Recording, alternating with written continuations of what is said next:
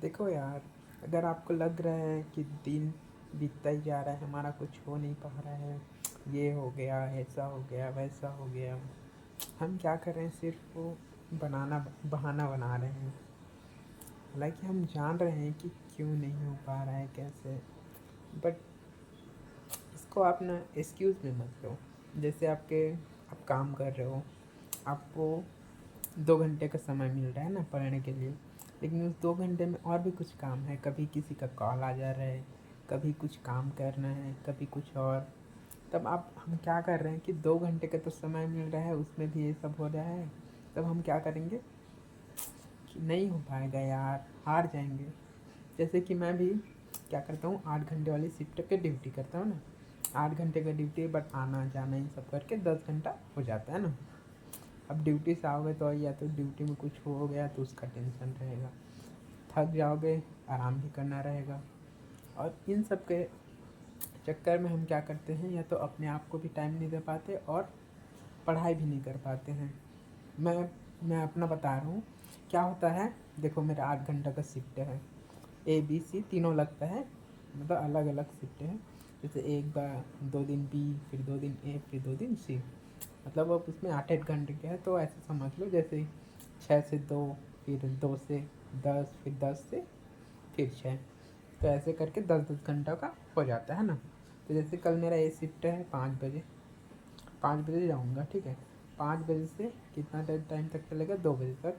तो 3 बजे तक अपने रूम में आ जाऊँगा, ठीक है। 4 बजे तक इधर उधर करके फ्रेश हो गया, नहा वहा करके सब कुछ हो गया, ठीक है। और लंच मेरा वहीं ड्यूटी में हो जाता है, ड्यूटी से मतलब छूटने के बाद खा कर आ जाते हैं। तो हो गया। अब 4 बज गया, 4 बजे मेरा नहाना वहाना सब कुछ हो गया। अब क्या होगा, 4 बजे मैं तुरंत ड्यूटी से आया हूँ, नहाया हूँ, तो तुरंत तो पढ़ नहीं पाऊँगा, ऐसा मुझे लगता है। हालांकि पढ़ लेते हैं, बट मुझे लगता है कि मैं नहीं कर पाऊँगा, है ना। तो मैं क्या करता हूँ उस टाइम, या तो मोबाइल चला लेता हूँ या तो सो जाता हूँ। कभी कभी मोबाइल नहीं चलाता हूँ तो बहुत ज़्यादा उसमें भी टाइम निकल जाता है, या तो सो जाता हूँ, उसमें भी टाइम निकल जाता है। अब क्या होता है, देखो, अब जैसे 4 से आप मैं सो गया, मोबाइल चला रहा हूँ, तो देखते देखते ऐसे 6 बज गए, है ना। अब 6 बज गया तो फिर क्या होगा, 6 बजे मैं पढ़ने के लिए बैठूँगा। तब मेरे को क्या लगेगा कि नहीं यार, अच्छा कॉल भी करना है, कॉल कर लिया, थोड़ा सा बात कर ली, उसमें 15 मिनट या 20 मिनट।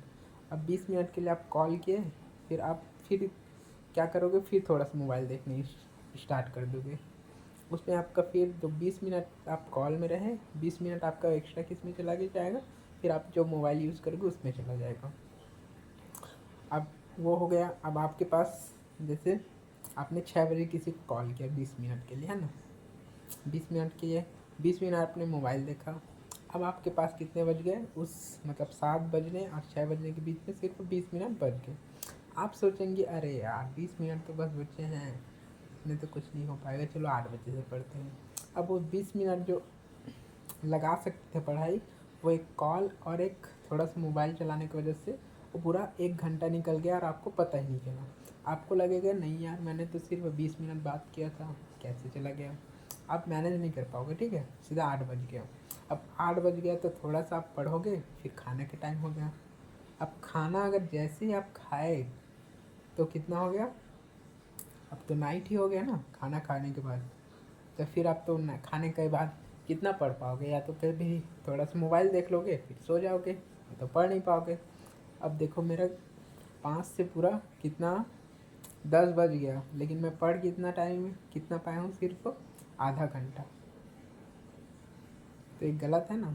और अगर उसी में टाइम को यूटिलाइज़ करता, हर छोटे छोटे पॉइंट को ध्यान रखता, तो मैं पढ़ाई कर पाता। जैसे मैं 4 बजे आया, 2 घंटा मैं आराम किया, कर लिया जो भी है।